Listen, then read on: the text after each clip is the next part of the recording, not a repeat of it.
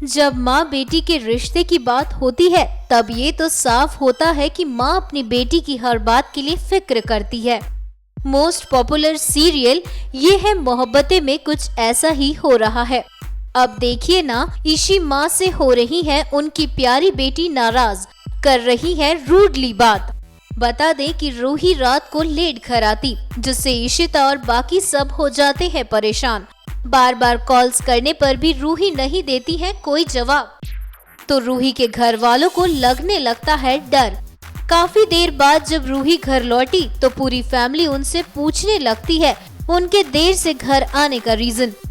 देर से घर लौटी बेटी से ईशी माँ भी सवाल पूछती हैं, लेकिन उनकी लाडली बेटी ये बताने के बजाय कि वो अब कहाँ थी, अपनी माँ से ही रूड बिहेव करने लगती हैं।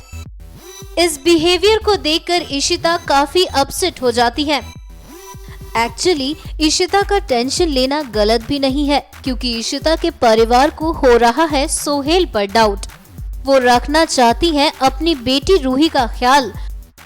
Actually now that everyone knows कि सोहेल जो है वो कल्प्रिट हो सकता है व्हाटएवर इज हैपनिंग, तो घर पे Raman and Ishita have become a little more alert.